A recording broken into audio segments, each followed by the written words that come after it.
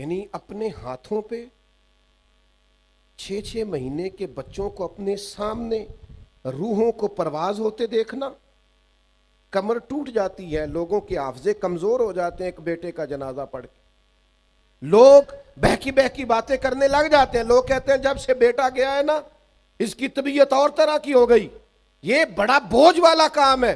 زندگی میں نا یہ رخصت والی راہیں تلاش کرنی چھوڑ دیں، ذرا اگلے مورچوں پہ بیٹھنے کا شوق پیدا کریں۔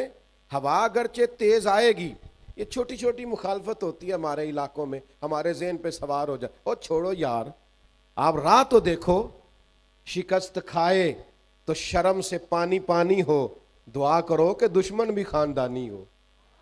آپ کسی مضبوط کوئی دشمن تو اچھا، آپ چھوٹی چھوٹی باتوں سے پریشان ہو گئے۔ اپنی زندگی میں وہ راہ جو عظیم، یہ دیکھو نا 2 صحابہ ہیں، احد کی رات ہے، حضرت سعد بن ابی وقاص اور حضرت عبداللہ بن جہش رضی اللہ تعالیٰ۔ صبح نا احد کی جنگ ہونی تھی، تو حضرت عبداللہ حضرت سعد بن ابی وقاص سے کہنے لگے یار صبح جنگ ہونی ہے، دعا نہ کر لیں؟ فرمایا ٹھیک ہے کر لیتے ہیں۔ تو حضرت سعد دعا کر رہے ہیں، کہتے ہیں اللہ صبح میرا نہ کسی مضبوط دشمن سے مقابلہ ہو، وہ مجھ سے لڑے میں اس سے لڑوں۔ آپ دعا کرتے ہیں اور جناب عبداللہ آمین کہتے ہیں، یا اللہ مجھ سے لڑے میں اس سے لڑوں، پھر میں اتنی طاقت سے لڑوں کہ اسے گراؤں، پھر میں تیرے دین کی اس دشمن کو قتل کروں، پھر اس کی زرہ اتاروں، پھر اس کی تلوار لوں، مال غنیمت میں جمع کراؤں، پھر حضور کی بارگاہ میں جا کے گویا شاباشی لوں۔ کہتے ہیں میں نے دعا کر دی، انہوں نے آمین کہہ دیا۔ اب حضرت عبداللہ کہنے لگے چل اب میں دعا کرتا ہوں تو آمین کہہ۔ کہنے لگے اللہ سویرے میرا کسی مضبوط دشمن سے مقابلہ کرانا۔ کہا آمین۔ حضرت عبداللہ دعا مانگ رہے ہیں، جناب سعد آمین کہہ رہے ہیں۔ کہا اے اللہ وہ مجھ سے لڑے میں اس سے لڑوں۔ کہا آمین۔ اے اللہ پھر نہ اتنی شدید جنگ ہو کہ وہ کافر مجھ پر غلبہ پا جائے۔ یوں آنکھ کھولی حضرت سعد نے، کہا میں نے تجھے تیری ہر دعا پہ آمین کہا نا، چپ کر کے آمین کہہ۔ اے اللہ پھر وہ مجھے گرا دے، پھر وہ مجھ پر سوار ہو جائے۔ وہ کہہ رہے ہیں آمین۔ حضرت عبداللہ دعا مانگتے ہیں اے اللہ پھر نہ وہ مجھے شہید کر دے۔ انہوں نے کہا آمین۔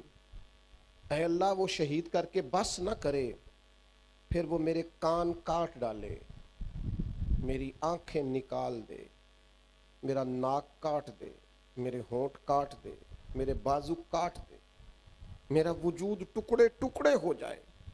اے اللہ جب یہ کٹا ہوا وجود لے کے اور یہ حصے بکھرے ہوا چہرہ لے کر میں تیری بارگاہ میں حاضر ہوں نا قیامت میں، تو پھر فرشتوں کے بیچ، اولیاء، انبیاء، صلحاء، اتقیاء، مومنین کے بیچ مجھ سے پوچھے عبداللہ تجھے کیوں شہید کیا گیا؟ تیری ناک کیوں کٹی، آنکھیں کیوں نکلیں، تیرے کان کیوں کٹے، ہونٹ کیوں کٹے؟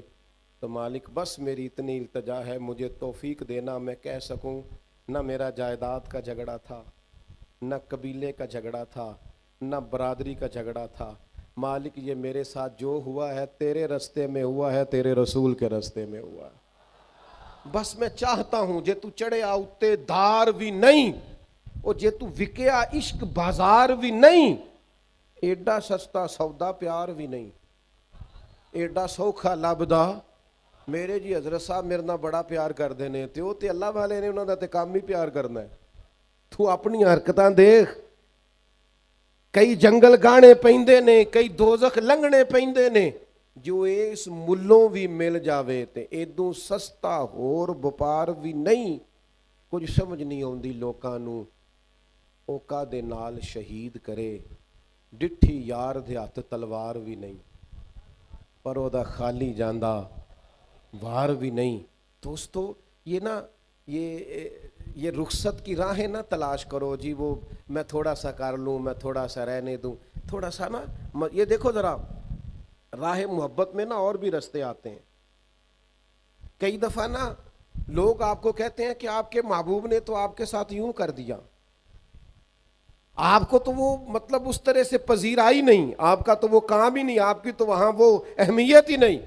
آپ کو بڑے بڑے رنگوں میں لوگ معاذ اللہ ثم معاذ اللہ، یہاں تک لوگ کہتے ہیں جی 5 نمازیں پڑھتا ہوں، کام تو میرا پھر نہیں چلتا، میں تو بڑے صدقات دیتا ہوں، آپ کا ذہن بنایا جاتا ہے کہ آپ کی تو قبولیت ہی نہیں، آپ تو وہاں تک پہنچے ہی نہیں، آپ کو تو وہ ملا ہی نہیں، آپ کو تو قربت ہی نہیں۔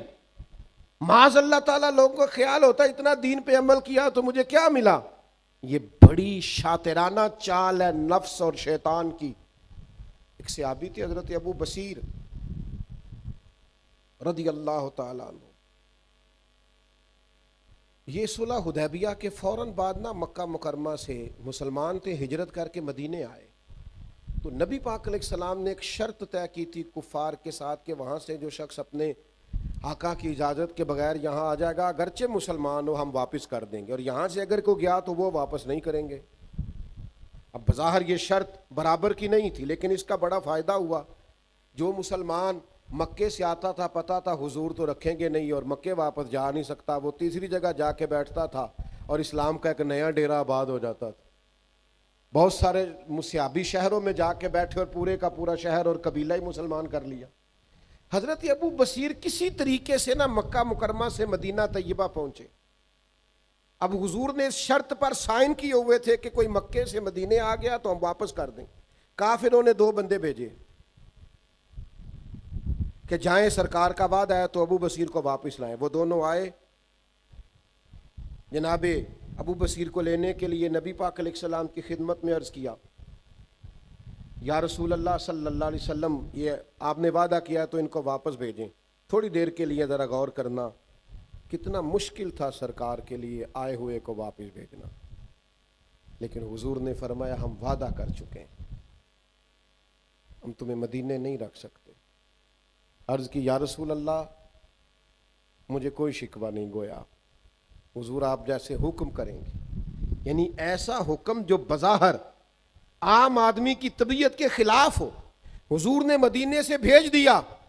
مدینے سے باہر جا کے جناب ابو بصیر کہنے لگے لو میرے محبوب کا ذمہ ختم ہوا، اب میں جانوں اور تم جانے۔ کسی طریقے سے ایک کو قتل کیا، دوسرا بھاگ گیا۔ سمندر کے کنارے اس رستے میں ڈیرا لگا لیا جو رستہ مدینے کو جاتا تھا۔ مکے جا نہیں سکتے تھے، مدینے آنے سے حضور نے پابندی لگا رکھی تھی۔ بڑا مشکل کام ہے، بڑا تکلیف دہ، یہ عظیمت کا رستہ ہے کہ آپ جس محبوب کے لیے سب کچھ قربان کرنے کو تیار ہیں، بظاہر انہی کے پاس جانے پر آپ پر پابندی ہے، پر یہ راہ عظیمت کے راہی انہوں نے ان دکھوں کو بھی سکھ سمجھ کے قبول کیا۔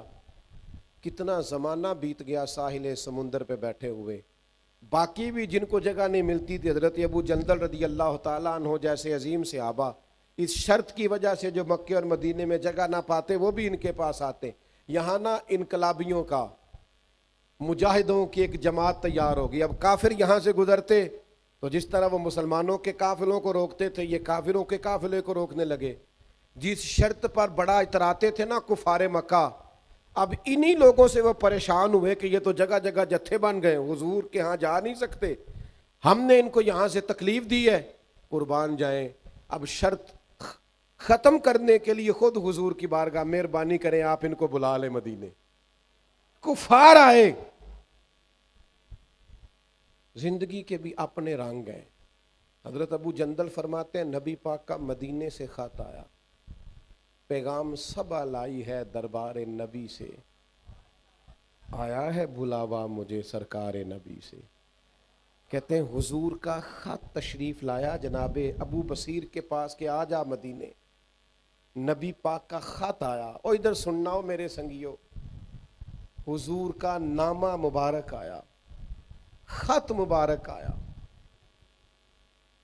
کہتے ہیں جناب ابو بصیر کو نا حضور کا خط دیا تو حالت یہ تھی کہ وہ چارپائی پہ لیٹے تھے، سخت بیمار تھے، آخری وقت چل رہا تھا۔ یوں حضور کا خط پڑھا، مدینے آنے کی اجازت ہو گئی ہے، اور پھر اسے چوما، پھر آنکھوں پہ لگایا، اور کہتے ہیں پھر انہوں نے سینے پہ رکھا، روح پرواز کر گئی۔